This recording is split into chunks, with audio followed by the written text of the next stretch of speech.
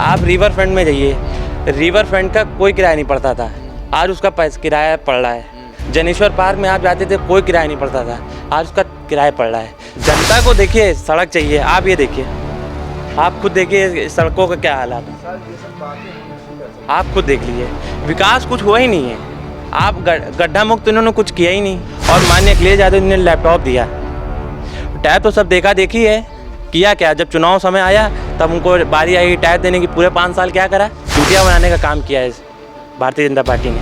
अगर मैं भारतीय जनता पार्टी के खिलाफ बोल दूंगा तो मुझे ये लोग आतंकवादी कह देंगे, देशद्रोही कह देंगे, और जिस दिन मैं भारतीय जनता पार्टी में जुड़ जाऊंगा मैं देशभक्त कह देंगे। तो चुनाव काफ़ी नज़दीक है, ऐसे में 2 चरण का चुनाव हो भी चुका है। अब देखने वाली बात ये होगी कि आखिर 10 मार्च में किसे 22 की बादशाहत हासिल होती है। लेकिन उससे पहले आज हमारे साथ मौजूद है प्रदेश कोषाध्यक्ष छात्र सभा के आयुष शुक्ला जी। तो उनसे जानते हैं कि प्रगतिशील समाजवादी पार्टी जो गठबंधन हुआ है उसमें भी इनका काफ़ी ज़्यादा एक रुझान दिखाई पड़ रहा है, समाजवादी पार्टी का रुझान दिखाई पड़ रहा है।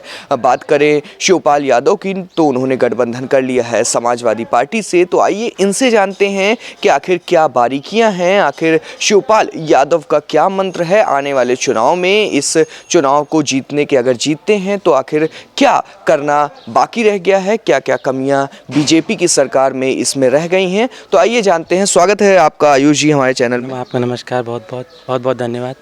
क्या लगता है कि इस बार जिस तरीके से गठबंधन हुआ है तो इस गठबंधन की अगर सरकार बनती है तो सबसे पहला कार्य जो आपकी पार्टी करना चाहेगी वो क्या होगा?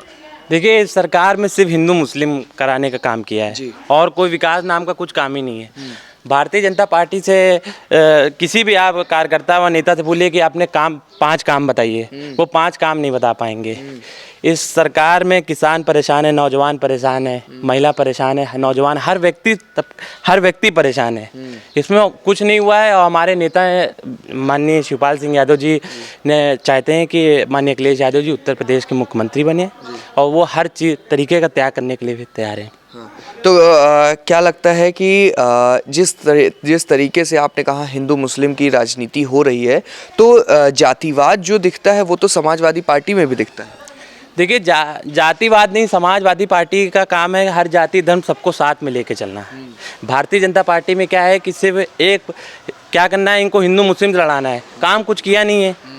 आप रिवर फ्रंट में जाइए, रिवर फ्रंट का कोई किराया नहीं पड़ता था, आज उसका किराया पड़ रहा है। जनेश्वर पार्क में आप जाते थे, कोई किराया नहीं पड़ता था, आज उसका किराया पड़ रहा है। तो हम लोग यही चाहेंगे, उत्तर प्रदेश की जनता 10 मार्च को बदलाव चाहती है। हमारे नेता माननीय शिवपाल सिंह यादव जी मजबूत हैं, हम यही चाहते हैं बस, और सरकार बने।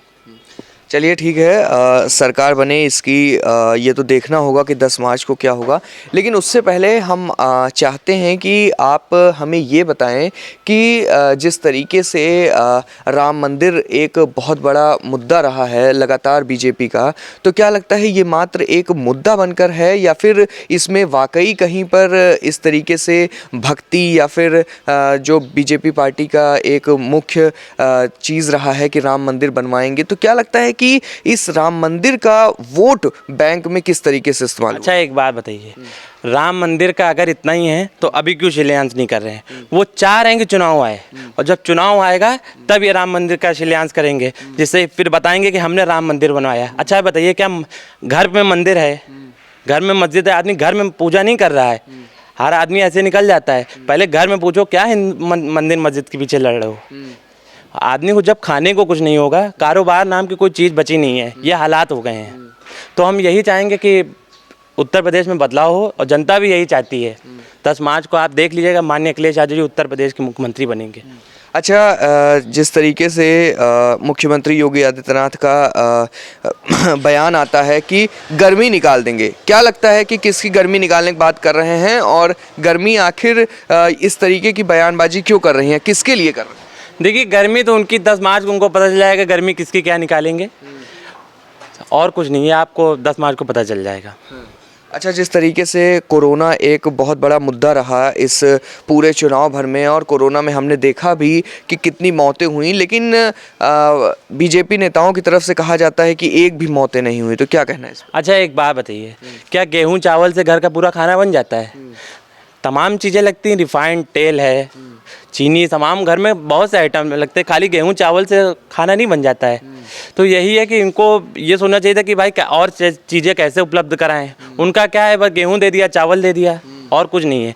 और आप देखेंगे कि पूरे कोरोना काल में समाजवादी लोग ही ज़मीन पे दिखे हैं, भारतीय जनता पार्टी वाले कुछ नहीं, इनको सिर्फ काम ही है कि हिंदू मुस्लिम को लड़ाना, और कोई काम नहीं है बस। आपने राशन की बात की तो कह रहे हैं कि हम मुफ्त राशन दे रहे हैं, हम गेहूं चावल दे रहे हैं, और जनता को क्या चाहिए? जनता को देखिए सड़क चाहिए। आप ये देखिए, आप खुद देखिए सड़कों का क्या हालात हैं, आप खुद देख लीजिए, विकास कुछ हुआ ही नहीं है। आप गड्ढा मुक्त इन्होंने कुछ किया ही नहीं, आप खुद ही देख लीजिए, आपके सामने की बात है कि यहाँ के क्या हालात हैं। तो बदलाव चाहती है उत्तर प्रदेश की जनता। उत्तर प्रदेश जनता बदलाव चाहती है, नहीं चाहती है, 10 मार्च को साफ हो जाएगा। लेकिन इस समय ये बहुत मशहूर हैं बुलडोज़र वाले बाबा के नाम से, तो इस काम से आप कितने खुश हैं? इस पे मैं यही कहना चाहूँगा कि इनका भाई, उनको क्या है, एक व्यक्ति विशेष के धर्म के लोगों को उत्पीड़न करना चाह रहे हैं, एक ये कहने का मतलब, और इनके पास कोई काम नहीं है।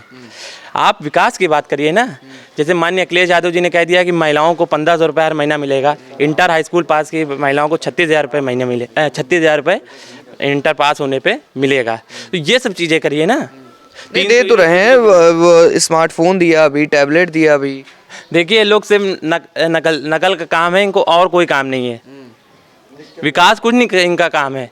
और माननीय अखिलेश यादव जी ने लैपटॉप दिया, टैब तो सब देखा देखी है, किया क्या, जब चुनाव समय आया तब उनको बारी आई टैब देने की। पूरे 5 साल क्या करा, पूरे 5 साल तो सिर्फ ऐसे ही घूमे, चूतिया बनाने का काम किया है भारतीय जनता पार्टी ने। तो अभी हमारी चलते चलते की चर्चा हो गई, अब आइए कुछ चाय पर भी चर्चा कर लें। तो आयुष जी, जो हमारा अगला प्रश्न है वो ये है कि क्या लगता है जो ये गठबंधन हुआ है, ये मात्र एक चुनावी मौसम को ध्यान में रखते हुए हुआ है, या आगे भी इसकी है कि अभी रहेगा? नहीं, परिवार में पूरी एकता हो चुकी है और गठबंधन ये सफल होगा, सरकार बनेगी है, आप खुद सामने है, परिवार में सब एक है। एक है तो फिर ऐसी क्या जरूरत आ पड़ी कि पार्टी ही अलग बनानी पड़ी? वो तब के माहौल के हिसाब से तब था, अब सबसे एक हो गया है। और किस घर में मतलब बर्तन नहीं खटकते हैं, क्या हमारे नहीं, क्या आपके नहीं, ये तो होता रहता है, इसमें कुछ नहीं, सब ठीक है। जिस प्रकार से अभी हाल ही में अपर्णा यादव ने भाजपा ज्वाइन कर ली, क्या लगता है ये कितना बड़ा समाजवादी पार्टी के लिए घाटा है और कितना फायदे का सौदा है भारतीय जनता पार्टी के लिए?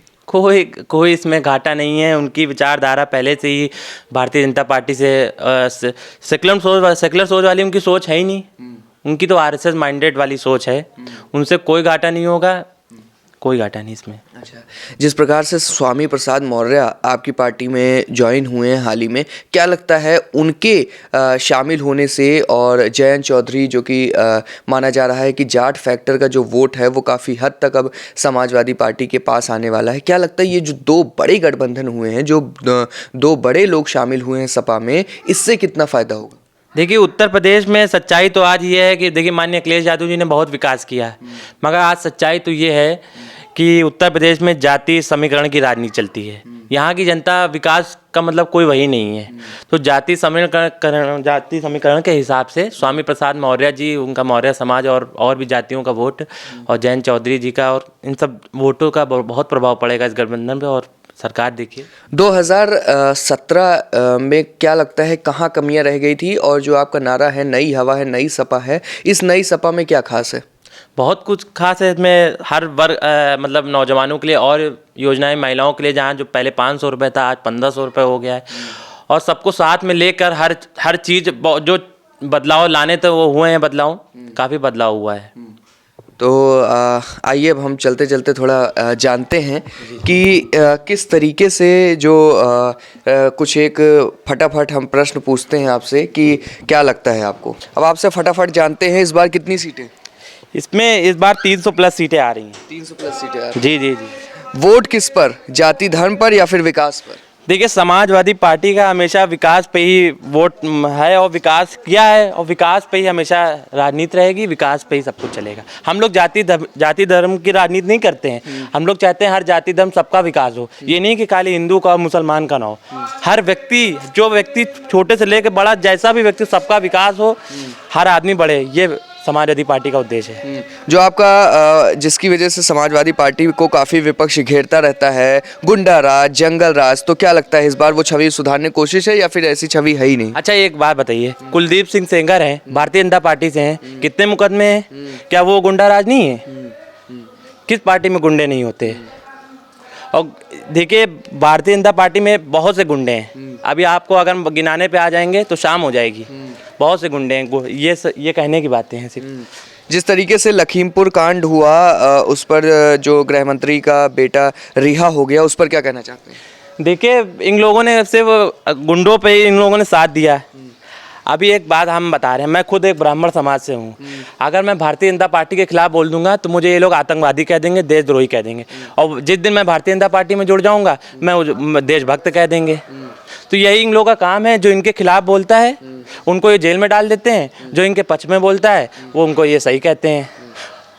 चलिए, आपने हमारे सभी प्रश्नों का बहुत बेबाकी से उत्तर दिया और अगर देखते हैं कि 10 मार्च को आखिर क्या होता है, 22 की बादशाहत किसे मिलती है। फिलहाल हमसे बात करने के लिए बहुत बहुत धन्यवाद। तो ये थे आयुष जी, जिन्होंने काफ़ी बेबाकी से हमारे सारे सवालों के उत्तर दिए और साफ तौर पर बता दिया कि आखिर समाजवादी पार्टी का जो ये गठबंधन है वो आखिर कितनी सीटें लेकर आने वाला है, आखिर क्या क्या विकास कार्य होने वाले हैं, भाजपा सरकार ने क्या क्या गलतियाँ की, योगी सरकार ने क्या क्या गलतियां की, किस तरीके से जातीय की राजनीति कौन कौन करता है।